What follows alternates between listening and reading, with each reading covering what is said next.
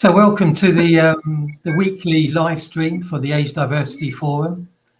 This is a new event that we're running every week on a Friday for 30 minutes from 11 a.m. to 11:30, and we're here to discuss and showcase the challenges but the opportunities of age diversity in the workplace. Unfortunately, age as part of the D&I agenda, it does remain a low priority for many organisations, but we think we're sensing a change in those priorities. So we believe this is great timing, good timing, to amplify the messages from the Age Diversity Forum, and we're doing that in various ways, but all under a new campaign banner that is #MakingANoise. So for 2021, we are making a noise for age diversity. We're doing that, as I say, in various ways. We've got our main Champion Age Diversity Day event, which I'll mention a bit later on. But this new live stream is a new way of getting the message out there, or inviting people to participate, to talk about topical things that may be affecting them right now. And it's a way of us bringing to people of all locations, all industry, anyone who cares to listen and be interested in what we're in our work, then this is a great way, to communicate those messages. So I'm Steve Anderson. I'm the Chief Exec at the Age Diversity Forum, and I'm here with my colleague Sadie Baker. There she is. Hi, Sadie. Sadie is our editor-in-chief. That's what I call her. She's in control of this live stream, and Sadie's been with us now since the autumn. And again, we're going to have a little chat later about one of the key aspects of the age diversity agenda, which is about the intergenerational connection and the multi-generational aspects of the workplace. As I say, this is a new series of events for us. We've had a couple of test runs, albeit successful or not in various ways. And one of the last test run included our first guest or guinea pig, Tony Williams. Tony, I first met Tony through one of our champion partners, Barclays. Tony was working at Barclaycard, where he helped lead and initiate their midlife forum. So Barclays do some great work in terms of internally showcasing the values and benefits of age diversity in the workplace, and it's great that they have an internal resource group that's focused on that. Tony has since left Barclays and to set up his own coaching consultancy, and Tony is very much Tony's very much become a friend of the Age Diversity Forum, and helps us out a great deal in various ways, particularly with content and writing articles and blogs for us, and you'll find some of those on our website. Tony and I have regular Zoom type discussions as we've found this media during the COVID pandemic.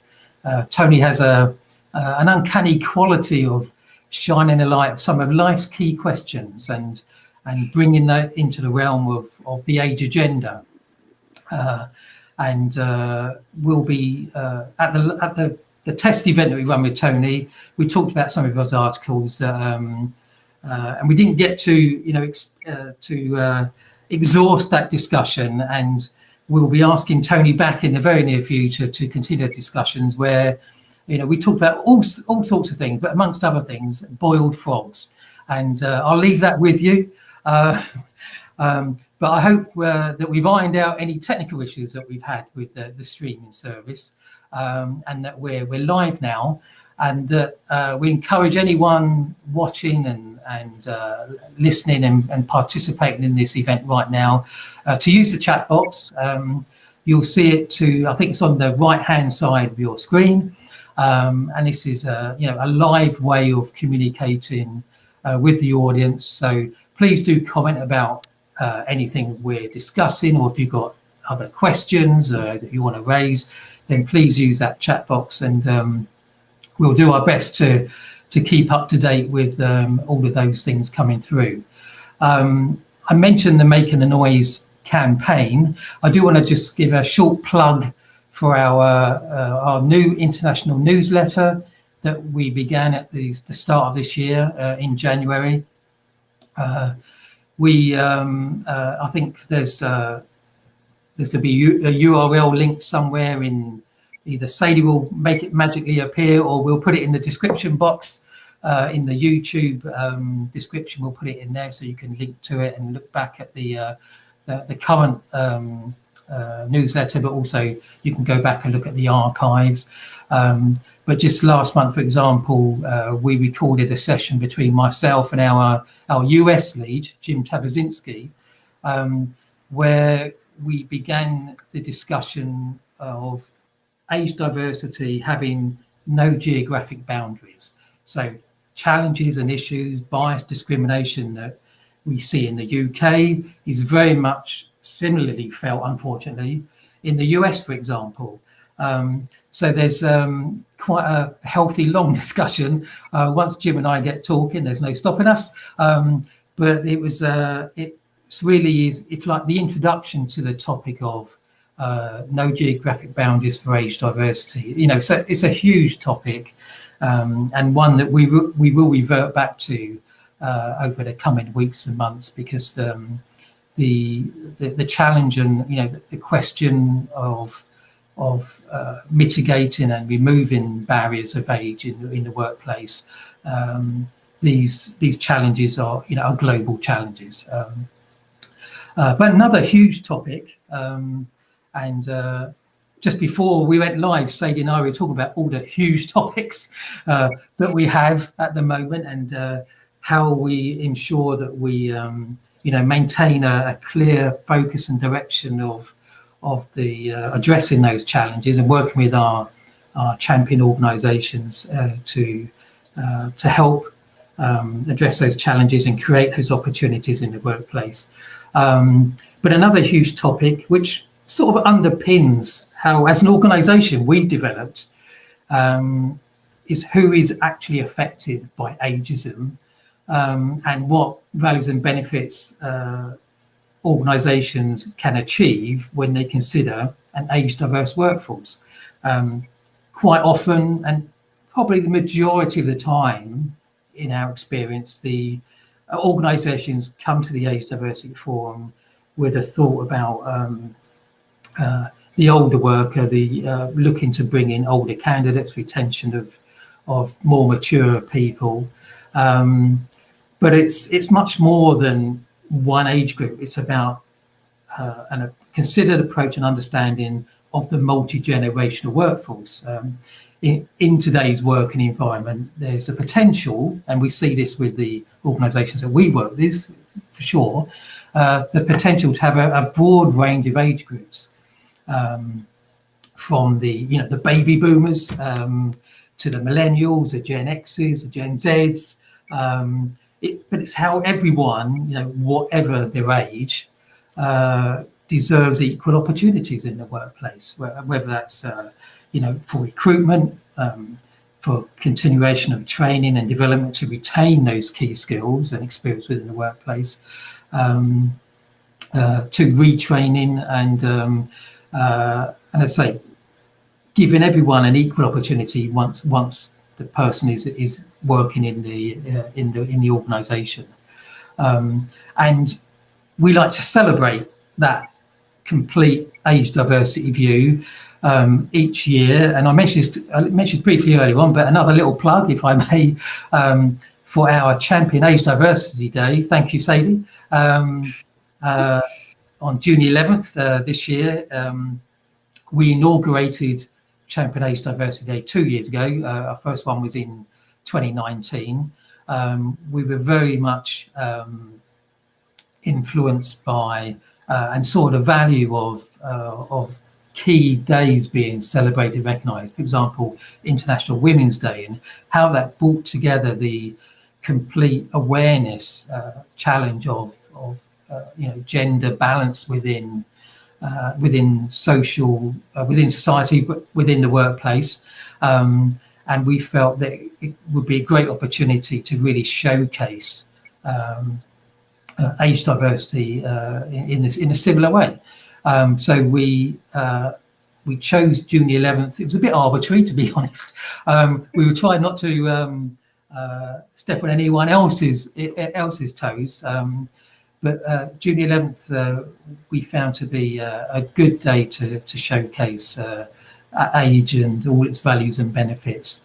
And last year was the second year, and we just raised the bar again in terms of awareness. And we had a fantastic international panel of global leaders on that panel. We really beefed up the online environment, because I guess in some ways COVID pandemic pointed us towards doing more across digital media, but it was a great way to share and to again across an international audience, coming back to those no geographic boundary question. And we were actually trending on LinkedIn, which was fantastic. So it was reaching out to a wider audience, and from that experience, we're looking to really provide an even bigger lens on the Age Diversity Challenge this year. And we've got already some events planned. We're running that panel event again in the UK, but we're also going to have a US panel as well, again breaking down those geographic boundaries, and we've got organisations already working and talking to us about how they can get involved. So if you want to help showcase the values of age diversity, if you want to be involved and with that whole opportunity, please contact us to find out more about that. During these sessions, we'll be ramping up the what's actually going to be happening on the day, and leading up to that day. So this isn't the last time you hear about it, but please do get involved. We'd be very grateful.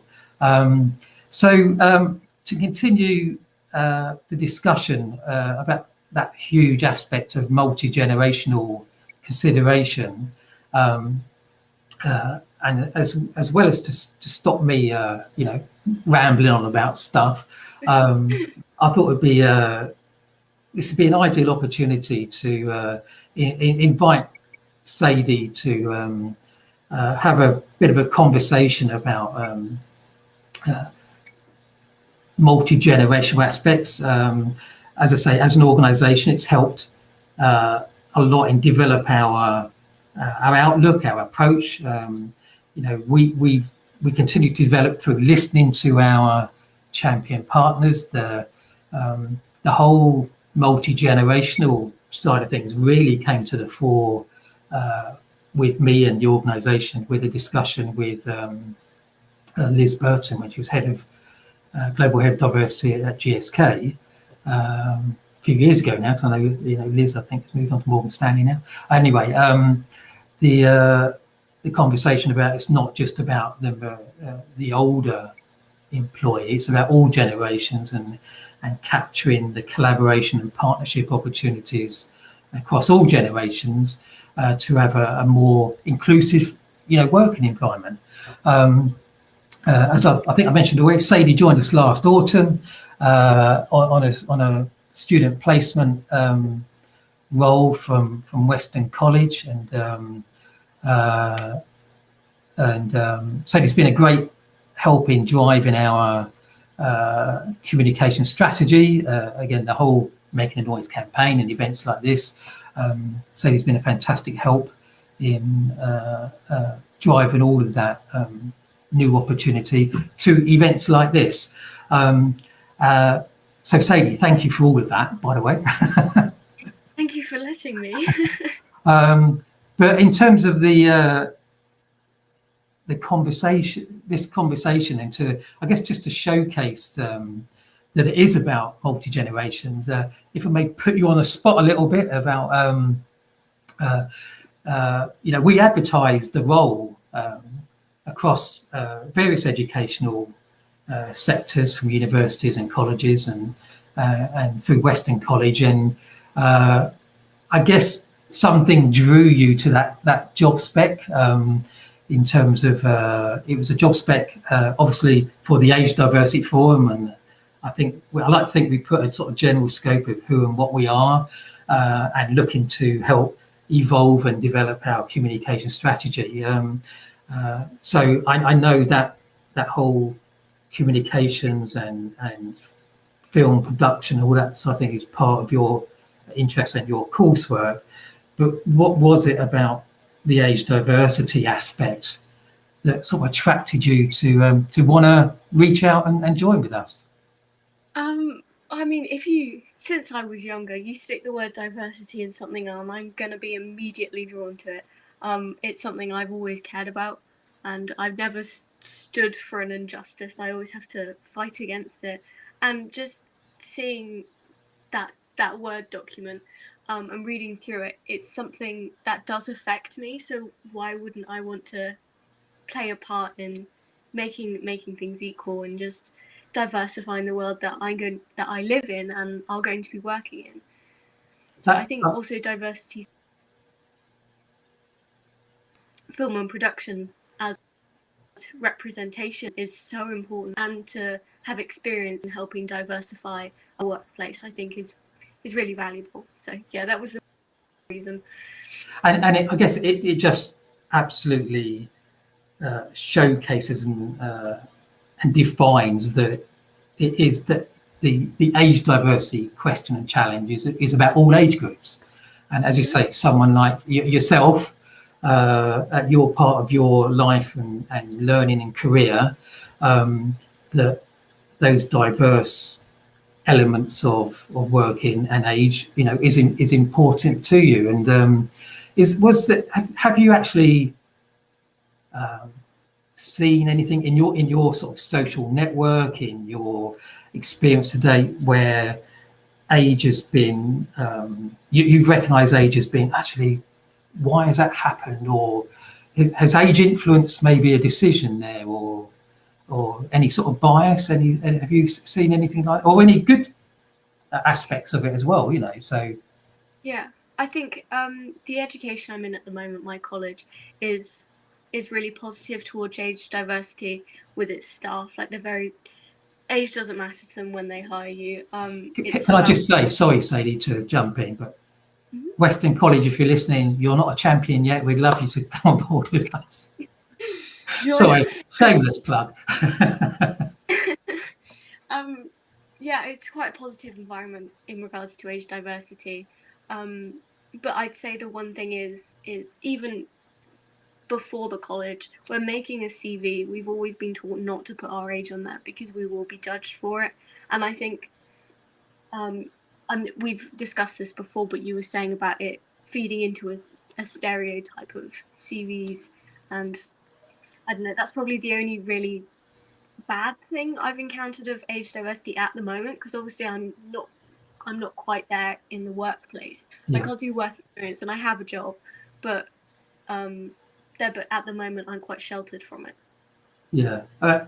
Just want to say as well that I know Western College are a great consideration for diversity and inclusion, and part of what we want to showcase are the real the good things that are happening. It's not just about we've got to bash down this wall and this barrier of bias and discrimination. We want to showcase, as part of the forum, the good practice, the best practice, the organisations that are doing good things, because we want others to learn from those good practices and look to adopt and introduce those as well. So it's very much part of our forum's work. But the CV thing that you mentioned, like that tactical approach to completing a CV, it's something that's rife in the the employment world, and it's really interesting and a bit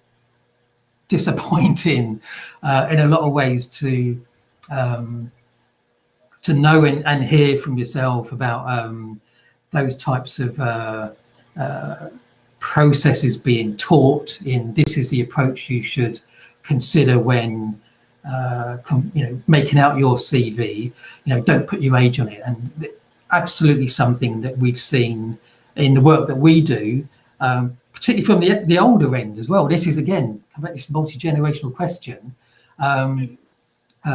We see a lot of more mature people with huge experience and know-how being encouraged to don't put that on your CV. Don't put your age on your CV. Don't put the fact that you maybe reached a certain educational standard, maybe for some years ago, that's not deemed to be the same, in today's world. For example, a number of years ago, 16-year-olds are doing O levels, they're now GCSEs. So if you put that you've done O levels on your CV, it means it would highlight that you may be of a certain age, and therefore would that be a barrier? Would that be a bias and discriminative factor against you having an opportunity?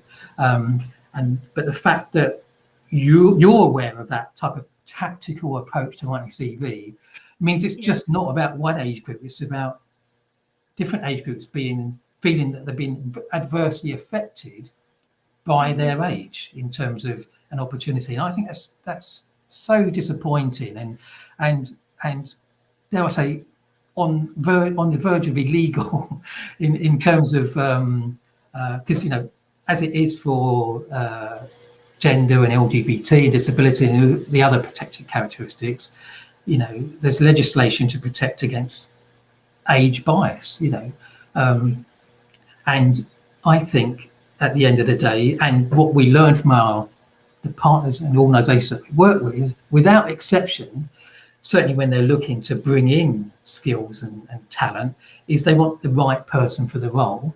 And if people of different age groups are not even allowed to go through a process because of their age, means that ultimately that organisation is not getting the best reflection of the marketplace of work of candidate that's available to them. So by that very nature, then potentially not going to see the best person for the role. And so it seems that through that tactical CV process, many people, whatever their age, are being removed from the work opportunity for themselves to have that opportunity, but also from a business perspective, not to get the best candidate for the role. And I think it's this is something we as an organisation, it's something we talk about with our champions all the time in terms of widening that scope of opportunity, particularly on the recruitment side. But it also is a key attribute when people are considering ongoing training and retention of staff.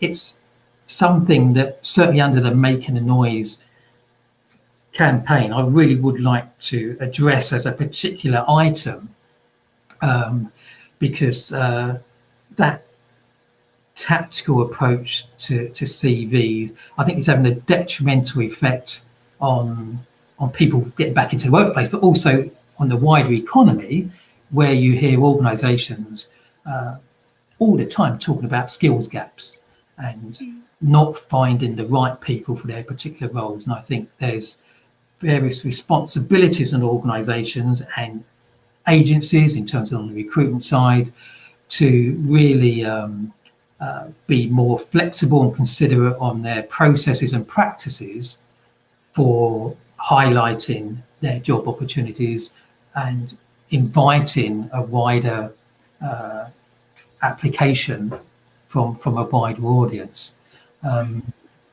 So yeah, I think it's one aspect of a much wider situation, and something we will come back to, and it's something that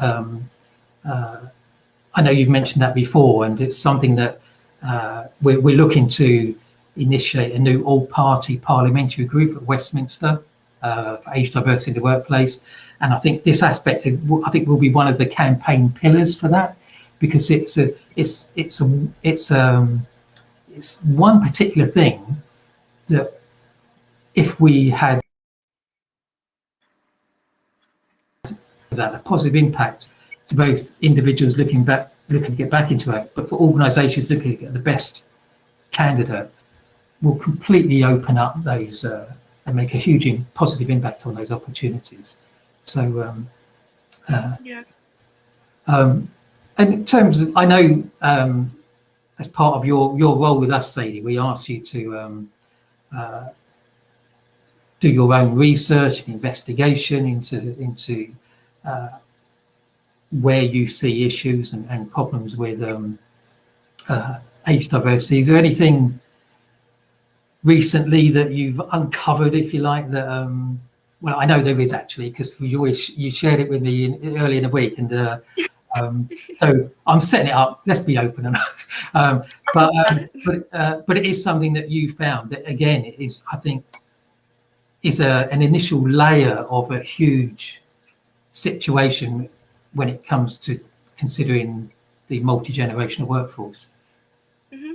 Yeah, so recently I've come across 2 articles, one about just letting people age and beauty standards within the media, but the second one was quite shocking. It was to do it was BBC Wales article, and it was to do with Welsh politics and some policies that are standing at the moment that were discriminating against younger people. And there was this person, I've forgotten her name, but she was getting discriminated against because of her age. And I mean, it's baffling to see, because it's like she was 27. And yeah, so just to confirm, this is someone at the younger end of the age range that felt that that bias. Absolutely. I mean, if she's been through the education, she knows what she's doing, and she's involved in the politics, then why should she be discriminated against just because she's a few years younger than everyone else on board? And I think politics is mainly dominated by the older generations, just because maybe it is because the younger people can't even get that far, because there are policies preventing it, or the education takes too long, and then by the time they get there, they just can't make that final step. But yeah, it was a shocking article to read, and I think in the news, I think older generations are always seen as they can't use technology, and I think the younger generations they don't have enough experience yet, and I think it always comes down to education, really. And I don't know, it's something I'm passionate about, so I won't go on too long, because I could just no, as you say, quite shocking, but very revealing, and interesting that the BBC chose to showcase it. I must admit, I didn't see it on any sort of mainstream areas, though. I think you sort of had to go delve in to find the article, which is disappointing in itself. I'm conscious of time. We're keeping this to a strict 30 minutes, but I think what we wanted to do today was just really introduce the aspect of multi-generations to everyone watching, and really highlight that no matter what your age, people are feeling some level of barrier towards progression in their when they're in the workplace, or even having the opportunity to get into the workplace. And I think what you highlighted, that article you highlighted, Sadie, I think is something that we absolutely want to continue to explore. We have some connections in the Welsh Government that we're reaching out to find out a bit more about that, and how we can showcase the values and benefits. So let's turn that that negative aspect into a positive aspect in terms of that specific situation. But it really does highlight, if that's happening in public sector, for God's sake, I mean, where else might it be happening? And very much more under the surface and under the radar. So, we realise we've got a lot of work to do in this sphere. That making a noise campaign is absolutely there to amplify these challenges and messages. I say I'm very conscious of time. I do want just to say thank you for Sadie for that contribution, and it's very small because I keep rambling on. Next time we talk about this subject, which we will absolutely come back to in the next few weeks, we'll bring some other, hopefully, data, maybe some guests to come and talk about that. I do want just to point towards a weekly snapshot video, we call them, that Sadie produces every Wednesday, that goes out on our LinkedIn and Twitter channels, really just to highlight specific values and benefits of age diversity in the workplace. And also it's an opportunity to signpost to other events and situations. So please keep a lookout for that. I'm not seeing too much going on in the chat box, so no specific questions there. But just to let you know that we're going to be here each week for this 30 minutes. So please put it in your diary. We're going to be putting the link out on again across our social media for people to join in and to come and participate. In the coming weeks, we're going to be discussing other huge topics, things like the intersectional aspect of age in the whole diversity and inclusion agenda. As I mentioned, we'll be talking more and giving more details about the June 11th Champion Age Diversity Day. And also in the next couple of weeks, we've actually got some guests from our champion partners joining us too. So it'll be great to have those guests come on and tell you a bit more about how they're applying the values and benefits of age diversity in the workplace within their own organisations. So apologies, Sadie, I've gone 2 minutes over. So unacceptable. but thank you for today, and thank you for everyone who's watching. And we'll be re-releasing this, Sadie, across the recording of this in other areas as well. Yeah, we'll spread it around. Brilliant. So thank you, everyone, and we'll see you again next week. Bye for now.